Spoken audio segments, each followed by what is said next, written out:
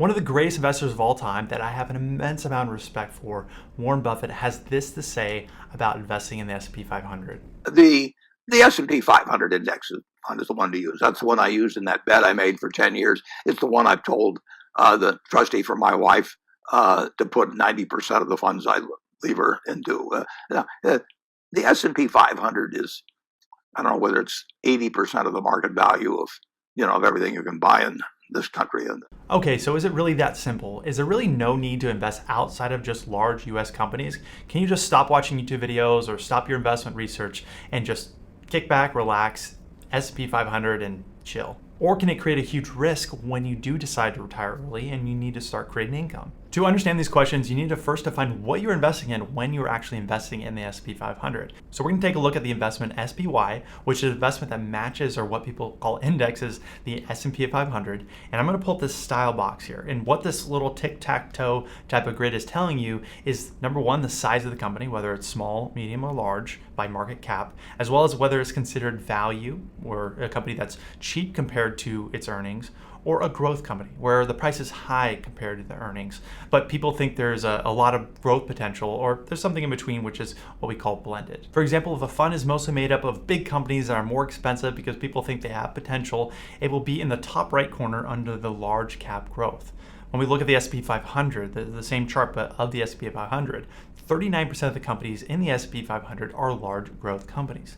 And if we take an even deeper look here, we can see that, okay, within these large companies, what sort of sectors are involved? And we can see that as of recent, over 30% is in the technology sector. For example, companies like Apple, Microsoft, and Nvidia are within that category. Now, historically, these companies have done really well, especially in the most recent decades. But when we own stocks, we expect them to be volatile, right? And be a lot more volatile than cash and bonds. If we look at the last 30 years, we've seen drawdowns of almost 50% here in the S&P 500, and that's looking, of course, at the great financial crisis. Now, here is a takeaway. While you're working, having these sort of drawdowns can actually be a good thing. You're going to keep buying and buying at lower prices, and you're going to experience a lot of the upside.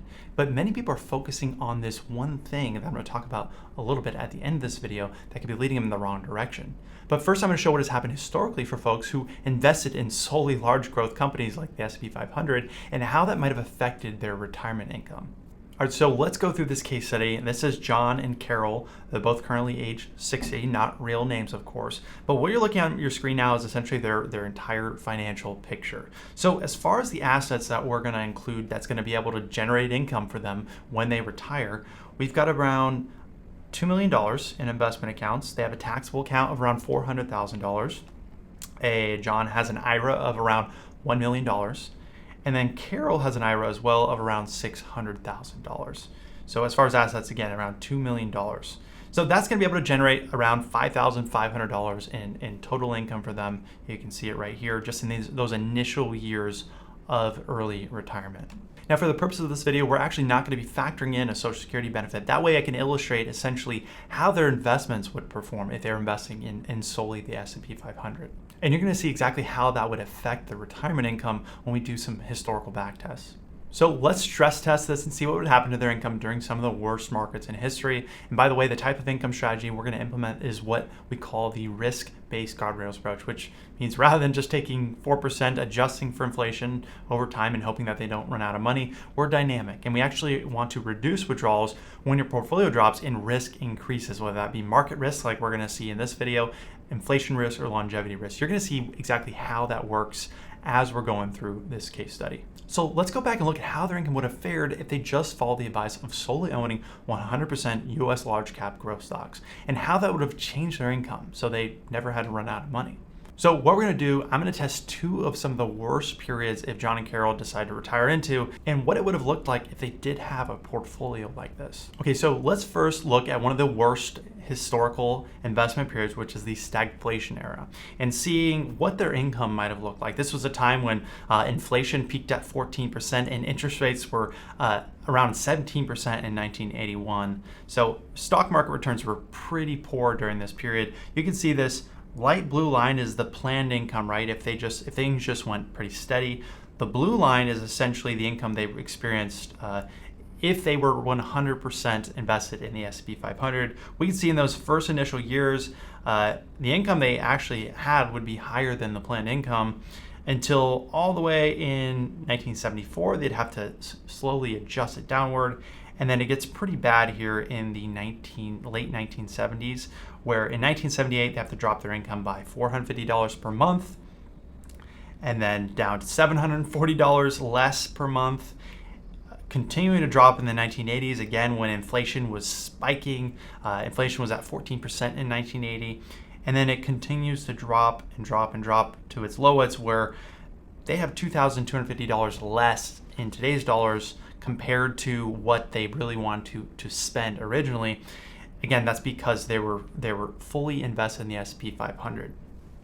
And then it's not until later on, where 1992 they start to get those pops again, and then we get into the dot-com bubble here. So the main takeaway is that if you do invest like this, there is a chance where you might have to reduce your income pretty significantly, almost to unsustainable levels, if you want to make sure you can maintain your portfolio and not run out of money. So let's test one other horrible era here, which would be the dot-com bubble, and see how that would affect their income. So if they retired in 1999, so right before the dot-com bubble, we could see that if they retired in 1999, they would get some pretty significant increases in income. We could see that their planned income again was $5,530 per month, and they'd get an additional $1,340 in monthly income because their portfolio would do really well. But in June of 2002, we could see that, okay, their income starts to drop again. Now we can see in December 2002, they have around $860 less than they really wanted to spend. And then a double whammy if they're owning this portfolio, and then also 2008 hits. If they retired this time, they're getting more and more decreases till eventually, now they're having $1,890 in less income in order to sustain their portfolio. And it's not until later on where they're starting to see those increases later on in retirement. But most of you out there, you've probably studied a little bit about asset allocation, and you might be saying, okay, let's set a little bit more of a realistic example about how about we add in 30% bonds to make sure we have more stable assets to pull from rather than selling from the S&P 500. So for this example, let's compare the two strategies, where we could see that right away it does help reduce the downside compared to just owning fully U.S. large cap growth companies. We see that even with a 30% allocation to bonds, though, with a tough stock market and surging inflation during the stagflation era, a retiree would have needed to cut their income numerous times still to make sure they don't run out of money. Now, if we switch this to the dot-com bubble, we can see that it wasn't as bad, but still very tough. You're still going to have to drop your income whether you are 100% S&P 500 or 70-30. There's still going to be some decreases in income. Now, I purposely picked two very poor times in history to retire, and when you retire, it clearly may not be as bad as these, but ultimately you don't know what the future holds. Things may look fine now, but a few years later, they turn. Or conversely, you think things look bad now, so you try to wait it out, but it just never feels like the right time to retire. Now, you might be rightly thinking that if someone had this sort of portfolio, it's likely that they would have needed to go back to work and stop retirement altogether. And you're right, I don't know many retirees who could afford this level of spending cuts and stopping their income. But let's see now how their income would have changed by being more diversified. Instead of just U.S. large cap growth companies, we're investing in the entirety of the U.S. market, including small cap value stocks and an allocation to international as well as emerging markets. And let's see how this pans out. Now, as you can see, there's a dramatic difference. Things were still tough and they had to tighten the belt a little bit while we're right here in 1981, of course, but they do not have to go back to work. They can simply stay invested and wisely diversify their assets. We can see pretty similar through the dot-com bubble. In fact, there was a good majority of the time they could have taken more monthly income if they wanted to, because the diversification of assets worked pretty well during this period. But you might be telling yourself, but why doesn't it feel like diversifying is the right thing to do? And a lot of investors have actually abandoned global diversification in recent years, and I honestly completely understand why that's happening. Because if we look at the period where if they retired right before the great financial crisis, they would have had to slightly cut their income with a globally diversified portfolio, and they would have had more income if they solely invested in the S&P 500. And there is a good reason for this sort of performance gap. a big tech sector, a strong US dollar, and the US economy has performed better, a lot better during this period. Yet I still believe in global diversification. Why? Because there is no guarantee that the US stock market is going to replicate the success it had over the past 15 years over the next 15 years. And I love this chart by Ben Carlson, and it just shows that every decade has big winners and big losers. And if we look between the spread of some of the best and worst performers, each period is going to have a different take. We can see that in the 1970s, right? This is a great chart. It shows the benefits of international diversification as far as total equity returns, depending on which country is investing. Japan had the best return during the 1970s. Then Sweden, which was a crazy amount of return in the 1980s. Again, Sweden in the 90s. Canada, then the USA in the 2010s and in the 2020s. So again, when you retire and you're now creating income, global diversification is more of a survival strategy, and it's meant to protect you against some of these bad decades. And we can see that even the US is going to have bad decades. And something really important that we went through today was having a flexible withdrawal strategy. So if you're unsure how to optimally take money from accounts when you do retire, I create a video going through 3 different withdrawal strategies for creating income. And the third one is actually a research-backed strategy that we use for the clients at my firm. You can check that out by clicking right here.